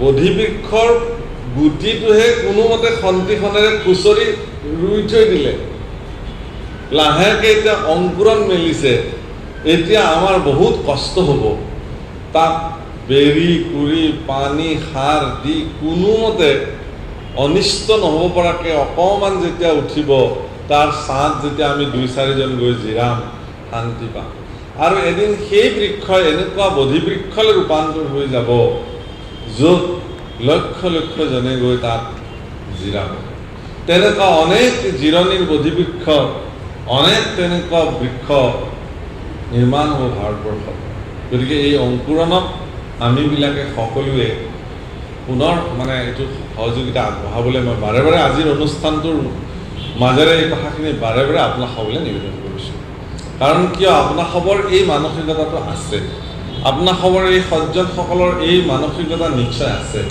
সেইকাৰণে বাৰু যি কি নহওক ঈশ্বৰ পুৰুষে এই কথাটো ইমানখিনি কোৱাৰ পিছতো বলি এইকাৰণে মনে মনে আছে বলিয়ে ভাবিছে যে মই কিয় দিম বুলি প্ৰকাশ কৰিলোঁ মই প্ৰকাশ নকৰাকেই যদি দিলোহেঁতেন তেও ভাল আছিলে দিয়াৰ যিটো মানসিকতা বলিৰ কিন্তু আছে কিন্তু ঈশ্বৰ পুৰুষে তেওঁক ভৎসনা কৰিছে কাৰণ দাতা জগতত এজনেই সেইজন স্বয়ং ঈশ্বৰ পুৰুষ নিজেই দাতা বিধাতা সকলো তেওঁৱেই আমি কেতিয়াও দাতা বিধাতা হ'ব নোৱাৰোঁ আমি যদি কিবা দিছোঁ সেয়া আমি তেওঁৰে বস্তু তেওঁক প্ৰদান কৰোঁ কি দিব যাদৱ যদুৰায় ব্ৰহ্মাণ্ডৰ ভিতৰে যত বস্তু আছে সবে তোমাক পায় তেতিয়াহ'লে দিয়া হয় কি আপোনাৰ দৰে এটা মনুষ্য এগৰাকীৰ মনত সৃষ্টি হোৱা সদিচ্ছাখিনি দান হিচাপে প্ৰদান কৰা হয় সেই সদিচ্ছাটো আপোনাৰ নিজৰ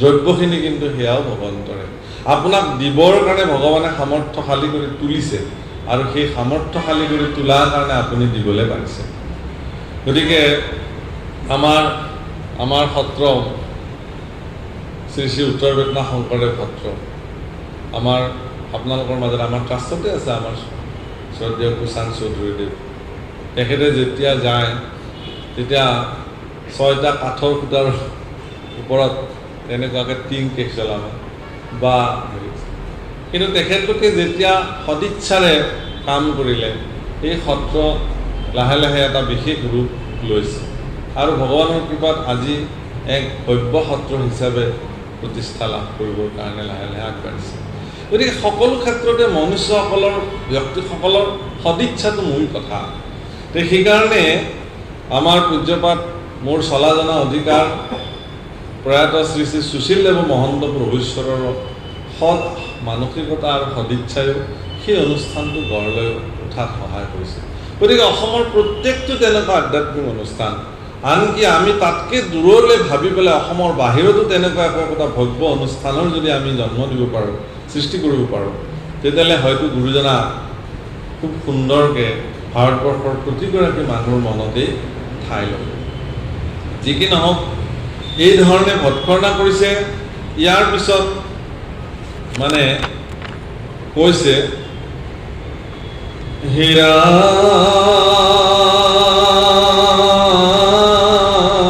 মৰা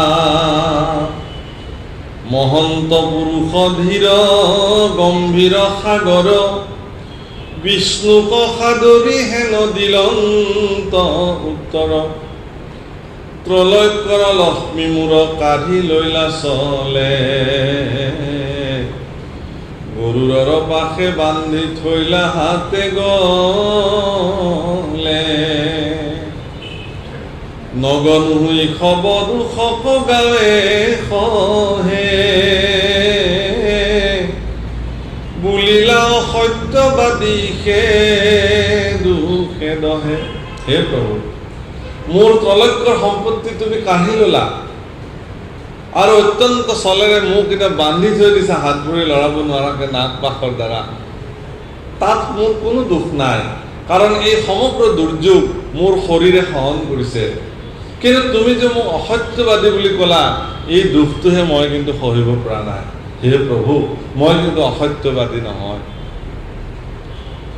হে ৰাম জমজাত নাক লাগি নকম্পে হৃদয় লোক অপবাদতে সে মোৰ মহাভয় এই যে শৰীৰৰ যন্ত্ৰণাবিলাকে মোক দুখ দিয়া নাই মোৰ ভয় নাই যি হয় হ'ব এইটো শৰীৰ এদিন আছে এদিন ই এনেও ভংগ হৈ যাব কিন্তু এই যে লোক অপবাদ হ'ব মই অসত্যবাদী বুলি মই দান দিম বুলি যে দিব নোৱাৰিলোঁ এই দুখটোৱে গোটেই চিৰদিনৰ কাৰণে মোক যেন পীড়া কৰিব হে ৰাম তুমি যেবে জানা মোৰ সত্য ভৈলা চন্ন ও মাথা পাতি দেও তাতে থাপি চৰণ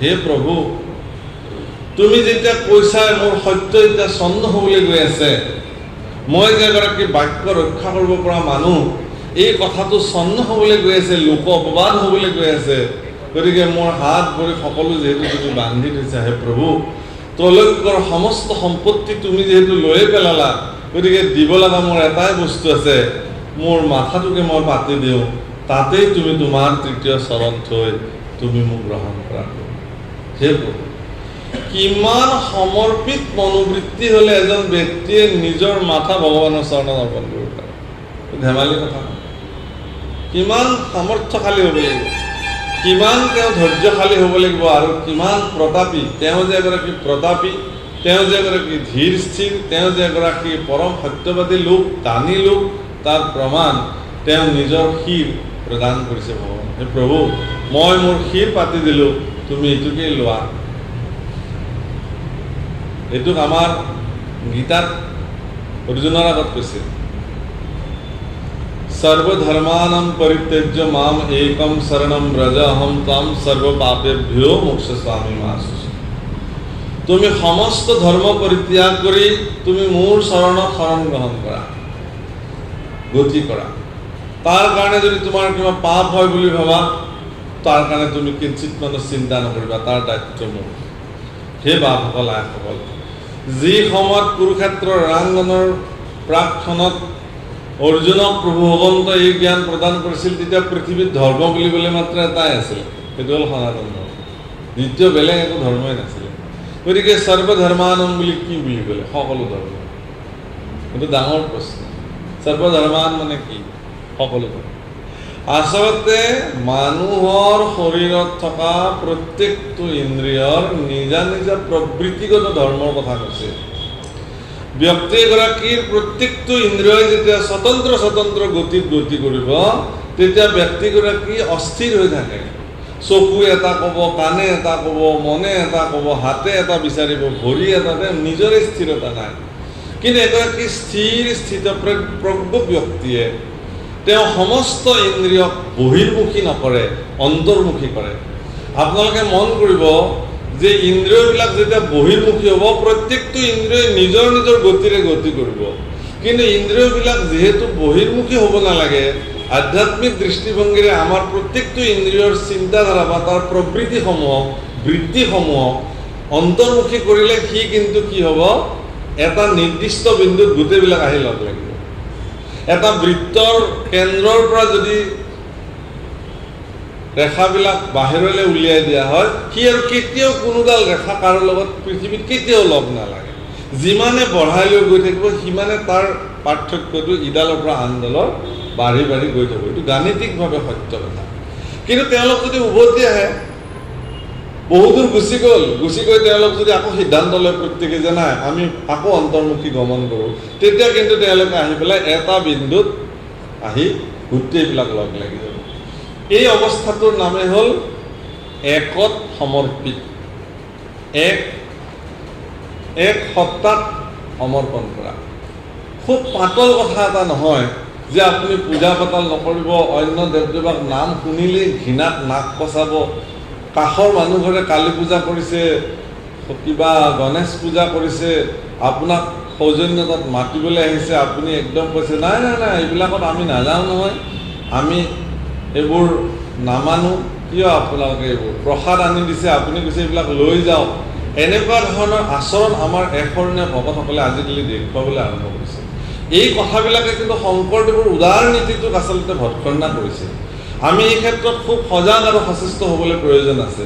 প্ৰকৃতাৰ্থত আমি জনাটো দৰকাৰ যে গুৰুজনাই আচলতে অৱনিশি চাৰি বেদ বিচাৰি বেকত কৰো হৰিনাম, অৱনিশি চাৰি বেদ বিচাৰ কৰি এক ঈশ্বৰক আত্মসমৰ্পণ কৰাৰ যিটো তাত্ত্বিক কথা, সেইটো কি কৈছে ইয়াক বিশ্লেষণ কৰাৰ কিন্তু আজিৰ তাৰিখত অতি প্ৰয়োজন হৈছে। আৰু সেইকাৰণে ইয়াত কোৱা হৈছে এই কথাটো যে অন্তৰ্মুখী চিন্তা ইন্দ্ৰিয়সমূহক, সেই কথা অৰ্জুনক সেই সময়তে কৈছিলে যে তুমি চিন্তা কৰিব নালাগে। আৰু আজিও সেই একেই অন্তৰ্মুখী চিন্তাৰে ইন্দ্ৰিয় বৃত্তিসমূহক, ইন্দ্ৰিয়ৰ অভিলিপ্সাসমূহক, ইন্দ্ৰিয়ৰ যন্ত্ৰণাসমূহক, নিকাৰসমূহক অৱজ্ঞা কৰি বলিয়ে স্থিৰ আৰু স্থিতপ্ৰজ্ঞভাৱে কৈছে যে হে প্ৰভু, সেইবিলাক মই সহিব পাৰোঁ, মোৰ একো প্ৰয়োজন, সেইবিলাকৰ প্ৰতি মোৰ কোনো ভূক্ষেপ নাই, যি হয় তাকে হ'ব। আপোনাৰ এই ৰামে যেতিয়া, প্ৰভু ৰামচন্দ্ৰই যেতিয়া ৰণাংগনত যুদ্ধ কৰিছিলে, এনেকুৱা এজন তৰুণ যোদ্ধা আহি হঠাৎ যুদ্ধক্ষেত্ৰত আৱিৰ্ভাৱ হ'ল ৰাৱণৰ পক্ষত। বানৰ সেনা টচ নচ কৰি মানে একদম ছত্ৰভংগ দিয়ালে। প্ৰভু ৰামচন্দ্ৰই বাৰে বাৰে বিভিন্ন বান প্ৰয়োগ কৰিও সেই তৰুণ সেনানীগৰাকীক, ৰাক্ষস সেনানীগৰাকীক কাবুত আনিব পৰা নাই।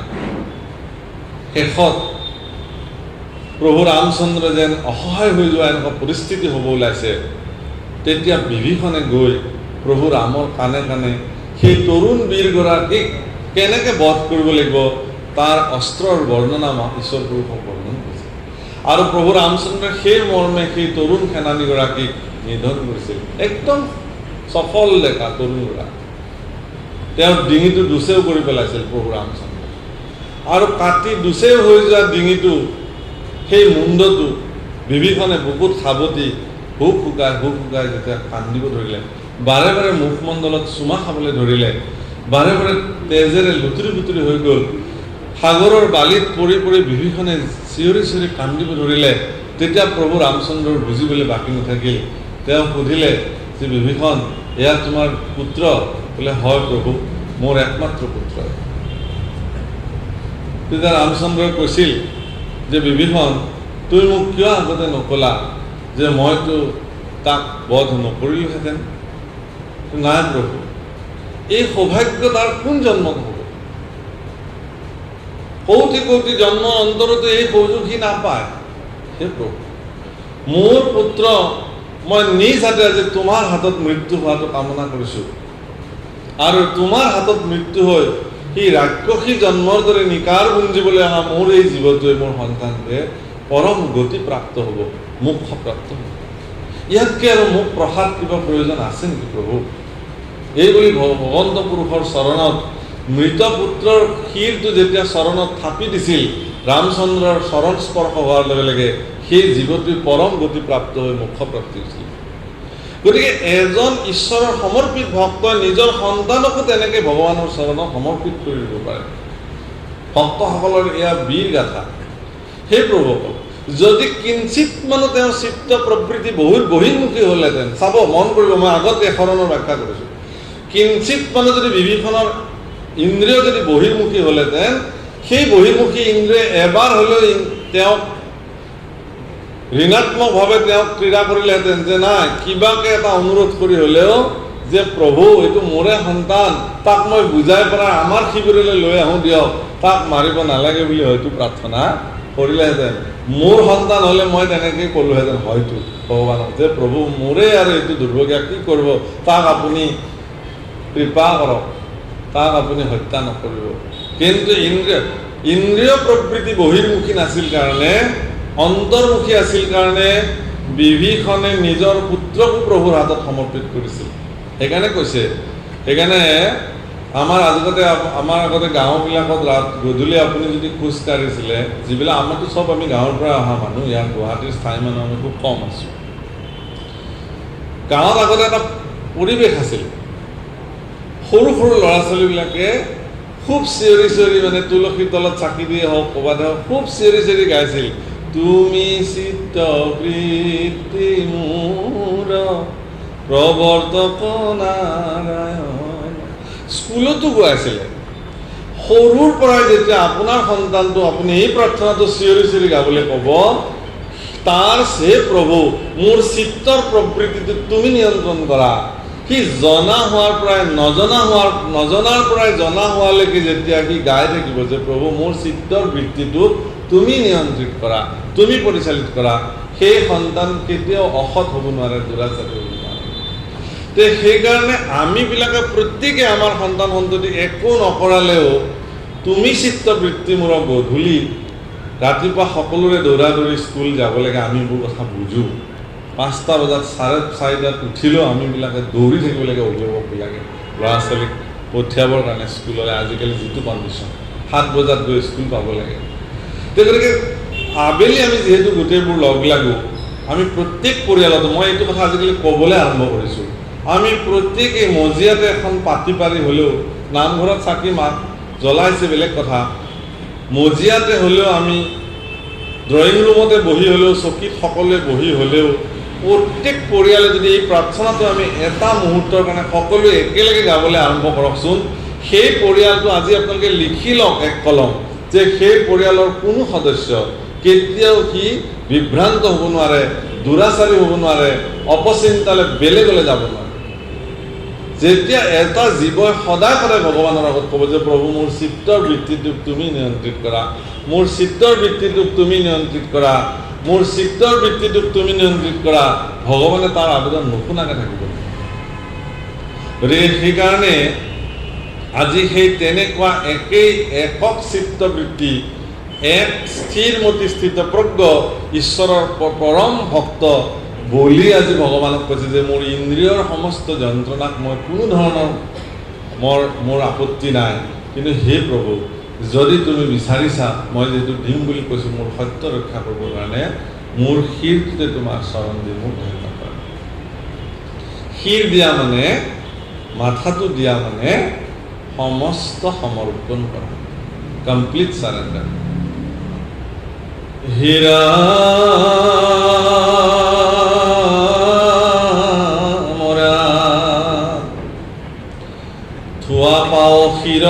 সকলো অঙ্গীকাৰ শৰীৰকো সমৰ্পিলো পাওঁত তোমাৰ আর জন্মে জন্মে তোমার দাসর ভইলু দাস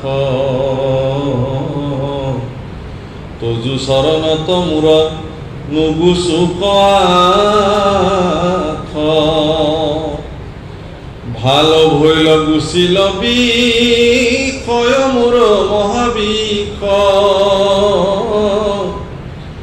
ও নিকিঞ্চন ভইল মূর অধিকে হরিষ মই মোৰ সমস্ত শৰীৰ মন প্ৰাণ তোমাৰ চৰণত সমৰ্পণ কৰি দিলোঁ জন্মে জন্মে তোমাৰ দাসৰ দাস হৈলোঁ প্ৰভু এই নিকিঞ্চন আজি বৰ আনন্দিত হৈছোঁ মোৰ আচলতে এই যিবিলাক বিষয় দুৰ্দশা সেইবিলাকৰ পৰা তুমি মোক আজি মুক্ত কৰা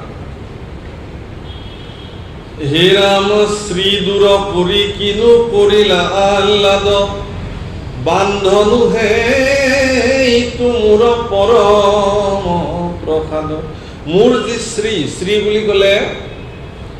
বুলি ক'লে মানুহৰ আচলতে সকলোবিলাক বুজায় তেওঁৰ সৌন্দৰ্য তেওঁৰ চৈতন্যতা তেওঁৰ সামৰ্থ্য তেওঁৰ ধন সম্পত্তি তেওঁৰ অৰ্হতা তেওঁৰ নৈপুণতা সকলোকে একেলগে শ্ৰী বুলি আছে সেইকাৰণে ব্যক্তিবিলাকে নামৰ আগত শ্ৰী লিখে এই সকলো শ্ৰী ভগৱন্তই তেওঁক প্ৰদান কৰে আৰু তাৰে বলতহে তেওঁ শ্ৰী হৈ থাকে যিদিনাখনে ভগৱন্ত পুৰুষে শৰীৰৰ পৰা তেওঁ নিজক গুচি যাব সিদিনাখনে তেওঁৰ সন্মুখৰ পৰা শ্ৰীটো নাইকিয়া হৈ যায় তালব্য স যোগ ৰ যোগ দীৰ্ঘই স মানে সব শৰীৰ ৰ অৰ্থে ৰমন দীৰ্ঘই মানে ঈশ স্বৰূপে চৈতন্য স্বৰূপে এই সব শৰীৰটোত ভগৱন্ত পুৰুষে যেতিয়ালৈকে ৰমন কৰি থাকিব তেতিয়ালৈকে আপুনি শ্ৰী আৰু যি মুহূৰ্ততে শ্ৰী নাইকিয়া হৈ যাব ৰমন কৰা বাদ দিব আপুনি শ্ৰীহীন হৈ যাব তেওঁ কৈছে বলিয়ে যে মোৰ শ্ৰী দূৰ কৰি তুমি মোক আচলতে কৃপা কৰিলা কাৰণ সেইবিলাকে মোক অহংকাৰী কৰি ৰাখিলেহেঁতেন মই যে পৰম বলশালী মই যে পৰম প্ৰভাৱশালী ধনী টকা পইচা সম্পত্তিৰে মই সম্ভ্ৰান্তশালী এইবিলাকে মোক অহংকাৰী কৰি তুলিলেহেঁতেন কিন্তু সমস্ত অহংকাৰ তুমি মোক দূৰ কৰি দিলা প্ৰভু তুমি মোক কৃপা কৰিলা হে ৰাম আজি সে তোমাৰ পাৱে সম্পজিল জ্ঞান যে নয়ন ধলাপ দিলা দুই চকু দান ৰাম তুমি সে পৰম গুৰু দৈত্য দানৱৰ মাৰি মাৰি মুখ সাধি আশায় অনেকৰ যিটো গতি মহা যোগীও নপাৱে দৈত্যগণে লোভিল তোমাত বৈৰ ভাৱে হে ৰাম হেন ইষ্টদেৱ মোৰ পৰম বান্ধৱ তুমি বান্ধি আছায়াত কোন পৰা ভৱ হে প্ৰভু যুগ যুগ যোগীসকলে তপস্যা কৰি তোমাক নাপায় কিন্তু আমি দৈত্যসকলে কিন্তু তোমাৰ কৃপা লাভ কৰিছোঁ আচলতে তুমিহে বান্ধি আছা তুমি যেহেতু বান্ধি আছা আমাৰ পৰাভৱ কি পৰাভৱ মানে আচলতে হাৰ মনা তুমি তোমাৰ বান্ধনত হাৰ নাই প্ৰভু তুমি যেতিয়া বান্ধিবা তাৰ পৰা জিত আছে কিন্তু তুমি নাবান্ধি যেতিয়া তোমাৰ দ্বাৰা সৃষ্ট মায়াৰ বান্ধনত থাকো তেতিয়াহ'লে আমি জিকিব নোৱাৰো হাৰি থাকিব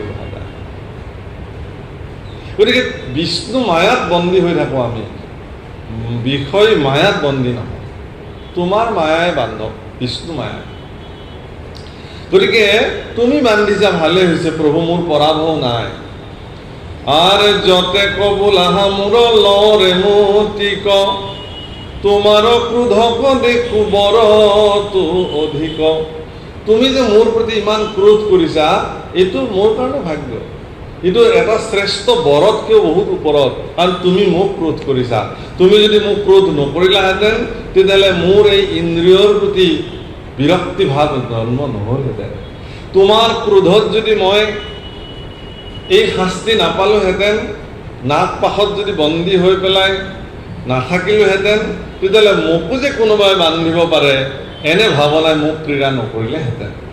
মই এগৰাকী নিজকে স্বয়ম্ভূ মুক্ত পুৰুষ বুলি গণ্য কৰিলোহেঁতেন, ময়ো যে মুক্ত হ'বলগীয়া আছে এই কথাটো মোৰ ভাৱনালৈ নাহিলহেঁতেন। হে প্ৰভু, আচলতে তোমাৰ এই ক্ৰোধ দৃষ্টি মোৰ কাৰণে প্ৰসাদ স্বৰূপ হৈছে, কৃপা হৈছে। সেইকাৰণে ভগৱন্ত পুৰুষে যি কৰে আপোনাৰ জীৱনত সেয়া প্ৰসাদ বুলি গণ্য কৰিব। বহুত ব্যক্তি আছে ভগৱানক গালি পাৰে, হে প্ৰভু ইমান চাকি বন্তি দিওঁ, ইমান শৰাই সঁফুৰা দিওঁ, ইমান তোমাক নাম লৈ থাকোঁ, তুমিনো আমাকহে এনেকুৱা কৰিব পাৰা নে বুলি ভগৱানক গালি পাৰে। তাৰমানে কি, তেওঁলোক ইমান বিষয় সুখত সমৃদ্ধ হৈ থাকিব খোজে, কিঞ্চিত মানুহ দুখ তেওঁলোকে সহিব নোখোজে। কিন্তু মাজে মাজে যেতিয়া দুখ বা আপদ আহে, ভগৱন্ত পুৰুষক স্মৰণটো যে মানে নৱীকৰণ হৈ থাকে, সেই কথাটো মানুহে অনুভৱ নকৰে। সেইকাৰণে কৃষ্ণায় বাসুদেৱায় দয়ুকী নন্দনায় চ নন্দ গোপ কুমাৰায় গোবিন্দায় নমো নমঃ নমঃ পংকজ নাভায় নমঃ পংকজ মালিনী নমঃ পংকজ নেত্রায় নমস্তে পংকজ वसुदेवं सुतं कृष्णं कंस सानुजुरमर्दनं देवकी हृदयानन्दं कृष्णं वन्दे जगद्गुरुं हरिनाम मूकं करोति वाचालं पंगुं लंघयते गिरिं यत्कृपातमहं वन्दे परमानन्दमाधवं। কোনে কৰিছিল এইটো স্তুতি? কুন্তি দেৱীয়ে কৰিছিল। স্তুতি আৰু প্ৰাৰ্থনাৰ মাজত পাৰ্থক্য আছে। স্তুতি কৰা আৰু প্ৰাৰ্থনা কৰা একে নহয়। স্তুতি ভগৱন্ত পুৰুষক সন্মুখত ৰাখি কৰা হয়, আৰু ভগৱন্ত সাক্ষাতে সন্মুখত নাৰাখাকে কৰা সেইবোৰহে প্ৰাৰ্থনা বা অন্যান্য যি কয়। কিন্তু সাক্ষাৎ ভগৱন্ত পুৰুষ সশৰীৰে সন্মুখত থাকি যিবিলাক প্ৰাৰ্থনা কৰা হয় তাক স্তুতি বোলে। সেই স্তুতিসমূহৰ ভিতৰত গজেন্দ্ৰ স্তুতি আছে, ইন্দ্ৰদুম্ন স্তুতি আছে, কুন্তি স্তুতি আছে, ধ্ৰুৱ স্তুতি আছে, প্ৰহ্লাদ স্তুতি আছে, এইবোৰ স্তুতি আছে। আৰু এই স্তুতিবিলাক বেদসন্মত, আৰু এই স্তুতি কৰোতাসকল বেদজ্ঞ। বেদে যিবিলাক কথা কৈছে, বেদে নিজেও স্তুতি কৰিছে, যাক আমি বেদস্তুতি বুলি কওঁ। মূৰ্তিমন্ত হৈ বেদে স্তুতি কৰিছে ভগৱান পুৰুষক সাক্ষাৎ। গতিকে এই স্তুতিসমূহৰ দ্বাৰা ভগৱন্ত পুৰুষ অতি শীঘ্ৰে সন্তুষ্টি হয়। সেইকাৰণে মহাপুৰুষ শংকৰদেৱ গুৰুজনাই ধ্যান বৰ্ণন বুলি এটি অধ্যায় ৰাখি হৃদয়ত সাক্ষাৎ ভগৱন্ত পুৰুষক বহুৱাই লৈ পেলাই ভগৱানক স্তুতি কৰাৰ কথা বৰ্ণন কৰিছে, যাতে লোকসকলৰ সেই স্তুতিত তেওঁ সফল হয়। কুন্তি দেৱীক এই স্তুতিত সফল হৈ পেলাই ভগৱন্ত পুৰুষে তেওঁ বৰ দিব খোজাতে কুন্তি দেৱীয়ে ক'লে কি বুলি, যে সেহি আপদ আমাৰ অভিলাষ, হে প্ৰভু মোক আৰু বিপদ লাগে। এই কথা শুনি যুধিষ্ঠিৰ মৰ্মাহত হৈছিল। সেয়া আমাৰ কাৰণে তুমি বহুত কষ্ট পাইছা হে জননী, আমাক তুলি তালি ডাঙৰ দীঘল কৰি এই মুহূৰ্তলৈকে তুমি অনেক যন্ত্ৰণা পাইছা। গতিকে এতিয়া মই যুধিষ্ঠিৰ চক্ৰৱৰ্তী ৰজা, তুমি ৰাজমাতা হৈ থাকিবা, তোমাক স্নান কৰাই দিব, বস্ত্ৰ পৰিধান কৰাই দিব, ৰন্ধাই ৰান্ধি তোমাৰ আগত দিব, পৰিৱেশন কৰাব, সুখেই সুখ।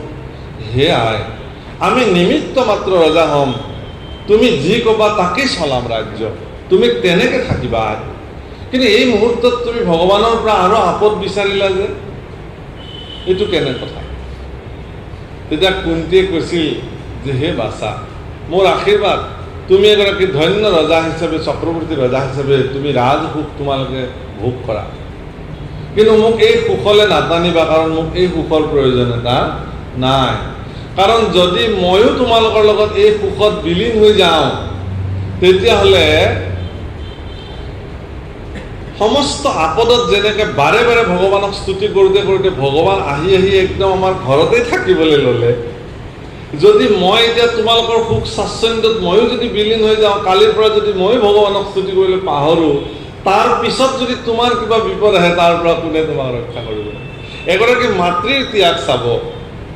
আমি আজিও সন্তানবিলাকে আমি মাতৃৰ এই ত্যাগক বুজি নাপাওঁ। এগৰাকী মাতৃয়ে কেৱল গৰ্ভত 10 মাহ 10 দিন সন্তান ধাৰণ কৰি জমৰ যন্ত্ৰণা খায়, এনে নহয়।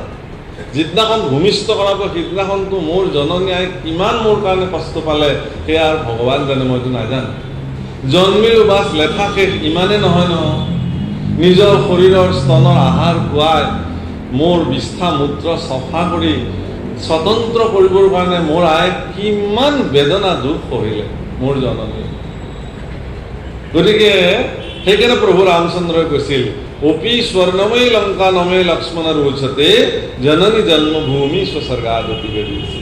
যদিও স্বৰ্ণময়ী লংকা তাৰ প্ৰতি মোৰ কিঞ্চিত মানো ৰুচি নাই, য'ত মোৰ জননী আৰু জন্মভূমি আছে তাতেহে সমস্ত সুখ বিদ্যমান হৈ থাকে।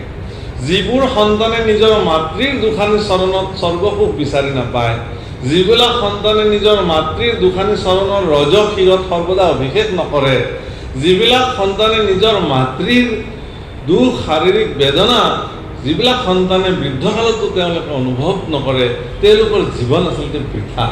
তেওঁলোকে কোন ভগৱানক পূজা কৰিবলৈ যায় মই বুজি নাপাওঁ। তেওঁলোকে কোন ঈশ্বৰক নৈবেদ্য দিবলৈ গৈ নিজকে তেওঁলোকে শ্ৰেষ্ঠত্ব দেখুৱাই মই বুজি নাপাওঁ।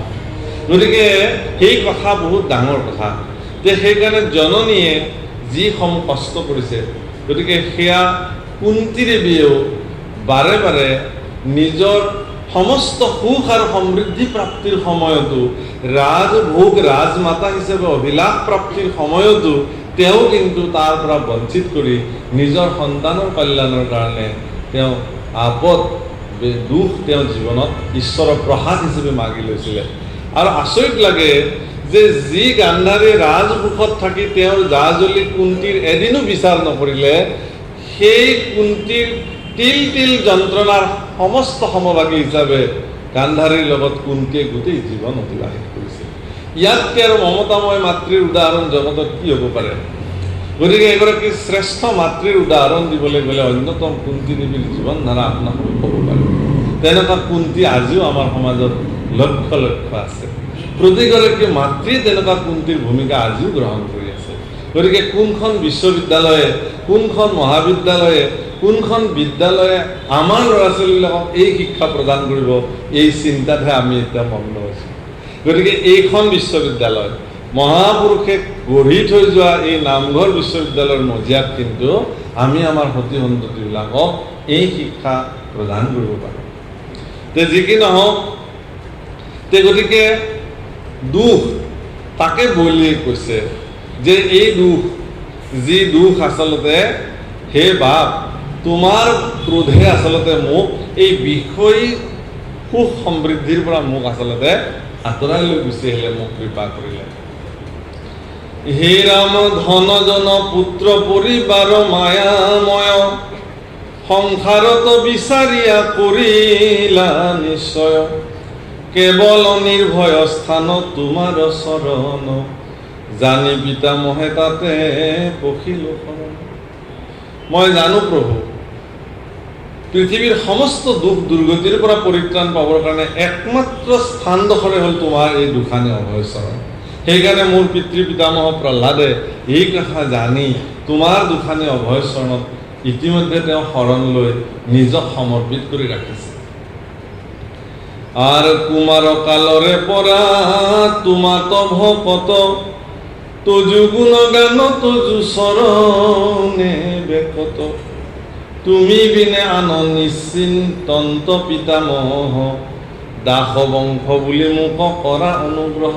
তুমি অন্তত সেই বুলি মোক কৃপা কৰা যে মই দাস বংশৰ এগৰাকী সন্তান, কাৰণ মোৰ পিতৃ পিতামহে ইতিমধ্যে তোমাৰ চৰণতে দাস হৈ জীৱন অতিবাহিত কৰাইছে। হে ৰাম যদ্যপি অজ্ঞানী মই নজানো ভকতি তথাপি তোমাৰ প্ৰভু ভৃতৰ সন্ততি। আমিবিলাকে আমাৰ পিতৃ কিমান প্ৰভাৱশালী আছিল সেইটোলৈ সমাজত গৌৰৱ কৰোঁ। আমি আমাৰ পিতৃ কিমান সম্ভ্ৰান্ত আছিল তাকে লৈ আমিবিলাক গৰ্ব কৰোঁ। আমাৰ পিতৃ সমাজত কিমান প্ৰতিষ্ঠিত আছিল তাৰ কথা কৈ বংশ সন্তানবিলাকে সমাজত নিজৰ পৰিচয় দি থাকে, আমি অমুকৰ সন্ততি বুলি। কিন্তু বলিয়ে ঈশ্বৰৰ দাস আছিল যে প্ৰহ্লাদ, বিৰোচন, এই সকলৰ উদাহৰণ দি কৈছে যে আমি সেই দাস বংশৰ, সেই বুলি তুমি মোক কৃপা কৰা প্ৰভু, কাৰণ মোৰ পূৰ্বপুৰুষসকলেও তোমাৰ দুখানি অভয় চৰণকে জীৱনৰ সৰ্বোচ্চ বুলি মানিছে। আৰু সেই পৰম্পৰাকে অক্ষুণ্ণ ৰাখি হে প্ৰভু মই তোমাৰ এই ৰাঙা চৰণ, এই অভয় চৰণ, এই বিৰল চৰণত মই নিজক সমৰ্পিত কৰিছোঁ, তুমি সেই বুলি মোক সামৰি লোৱা প্ৰভু।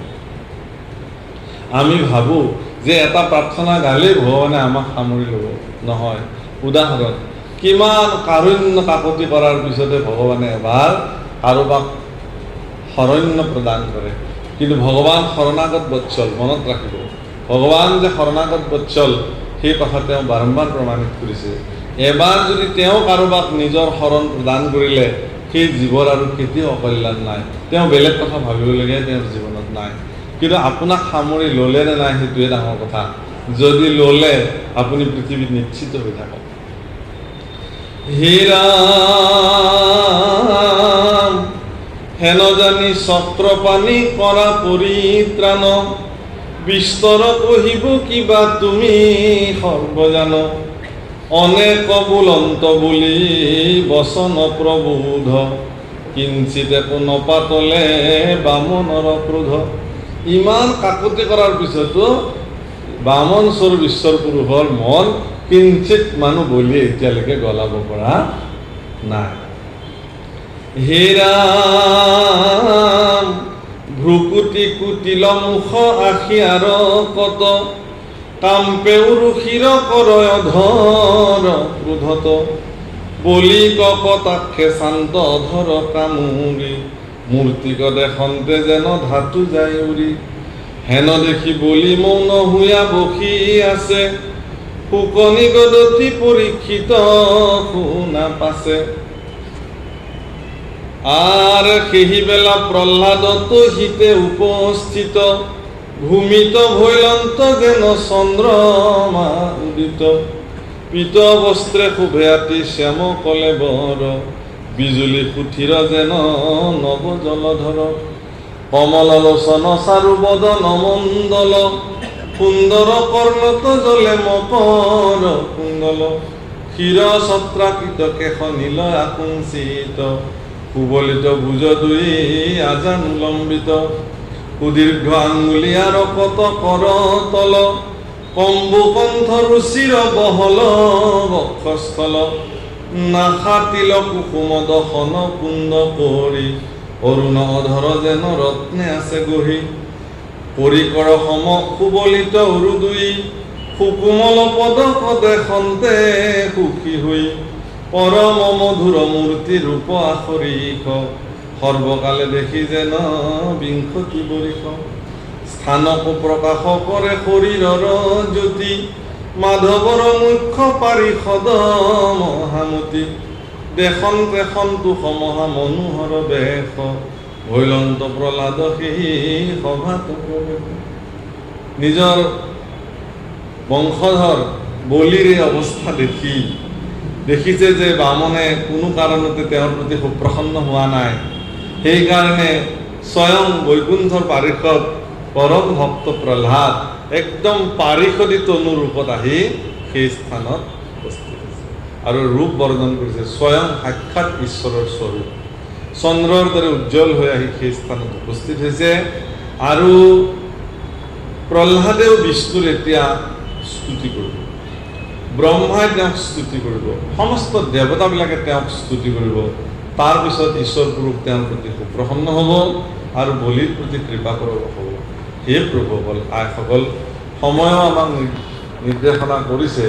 আমাৰ শ্ৰদ্ধেয় পাঠকদেৱে মোক কৈছিলে যে বাপ আজি আধা ঘণ্টা আপুনি বেছিকৈ ল'ব, বাপসকলে বিচাৰিছে। গতিকে সদায় আমি যিহেতু এঘণ্টা বহোঁ, আজি কিন্তু এতিয়া আমাৰ পাঠ 1 ঘণ্টা 26 মিনিট হ'ল আৰু 4 মিনিটৰ ভিতৰত আমি আমাৰ অনুষ্ঠান সামৰণি পেলাম। সময়ৰ প্ৰতি আজিকালি সকলোৱে সচেষ্ট, এই কথা আমি জানো। ৰাতি পোহৰ হ'ব নোহোৱাৰ পৰাই আমিবিলাক বিষয় কৰ্মত সাংঘাতিক ধৰণে ব্যতিব্যস্ত হৈ যাওঁ। বাৰু যি কি নহওক, তাৰ মাজতেও ঈশ্বৰৰ কথন মথন এই ধৰণে চলিব। গতিকে বামুণী মৈদামৰ এই নামঘৰে সমগ্ৰ মহাপুৰুষীয়া পৰম্পৰাক প্ৰতিনিধিত্ব কৰি সুন্দৰ বাতাবৰণ প্ৰৱৰ্তাই ৰখাত এক বিশেষ ভূমিকা গ্ৰহণ কৰিছে। মই এই কথা অসমৰ বিভিন্ন প্ৰান্তত কৈছোঁ। ইতিমধ্যে মোৰ ছ'চিয়েল মিডিয়াৰ জৰিয়তে আপোনালোকৰ কথা বহুত প্ৰকাশিত হৈছে। সেইকাৰণে আপোনাসৱৰ বাসকলৰ প্ৰতি মই সৰ্বদা আচলতে ভক্তিৰে কৃতজ্ঞ হৈ থাকোঁ আপোনালোকৰ ওচৰত। আৰু আপোনাসৱৰ দৰে সজ্জনসকলক দেখিলেই মোৰ জীৱন ধন্য হৈ যায় এনে বোধ হয়। গতিকে আপোনাসৱৰ এই নামঘৰৰ লগত জড়িত হৈ থকা প্ৰতিগৰাকী ভকত বান্ধৱকে ভগৱন্ত পুৰুষে আৰু অধিক শক্তিশালী কৰি তোলক, যাতে মহাপুৰুষৰ এই ধৰ্ম দৰ্শন তাৰাসৱে যেন ইয়াত সৰ্বদা প্ৰতিষ্ঠা কৰি ৰাখিব পাৰে। ইয়াতকৈ 100 গুণ 1000 গুণ আৰু ওপৰত তেওঁলোকে যেন পৰিৱেশ নিৰ্মাণ কৰি তুলিব পাৰে, তাৰ কাৰণে ভগৱন্ত পুৰুষে আপোনাসৱক শক্তি ভক্তি প্ৰদান কৰক। এই প্ৰাৰ্থনা ভগৱন্ত পুৰুষৰ চৰণত নিবেদন কৰিলোঁ। আৰু দূৰ দূৰণিৰ পৰাও আজি বাপসকল আহিছে, আমাৰ বহৰীৰ পৰাও বাপসকল আহিছে, আচলতে আমাক নিমন্ত্ৰণ কৰিবৰ কাৰণে তেওঁলোক আহিছিলে। আৰু বিভিন্ন স্থানৰ পৰা আজি ইয়াত ভক্ত বান্ধৱসকল আহি আমাৰ এই কৃষ্ণ কথা আপোনালোকে শুনিছে। গতিকে প্ৰতিগৰাকী শ্ৰৱণকৰ্তাক প্ৰভু ভগৱন্ত কৃপা দৃষ্টি কৰক। কৃষ্ণ কথা শ্ৰৱণত জীৱন ধন্য হয়। আপোনাসৱৰ গতি মতি ভগৱন্ত পুৰুষৰ কৃপাৰে ধন্য হওক, আয়ুষত বিঘ্নি শূন্য হওক, ভক্তিযুক্ত হৈ পৰিয়াল পৰিজন শান্তিপূৰ্ণভাৱে ভগৱন্ত পুৰুষৰ সেৱক হিচাপে সমৰ্পিত হওক। আৰু শেষত ভগৱন্ত পুৰুষক এই প্ৰাৰ্থনা কৰোঁ, তেৰাৰ এই গুণানুকীৰ্তন আজিৰ অধ্যায়টো আমি ভগৱন্ত পুৰুষৰ চৰণত অৰ্পণ কৰিলোঁ।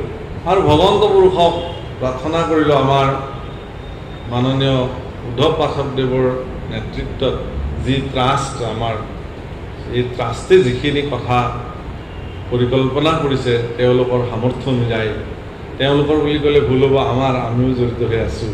গতিকে সেইখিনিক যাতে ভগৱন্ত পুৰুষে আমাক সৎ ৰাস্তা দেখুৱাই আগুৱাই নিবৰ কাৰণে শক্তি দিয়ক, এই প্ৰাৰ্থনা ভগৱন্ত পুৰুষত চৰণত অৰ্পণ কৰি আজিৰ অনুষ্ঠানক ইমানতে বিৰাম দিলোঁ। হে ৰাম ভুকুতি মুকুতি পদ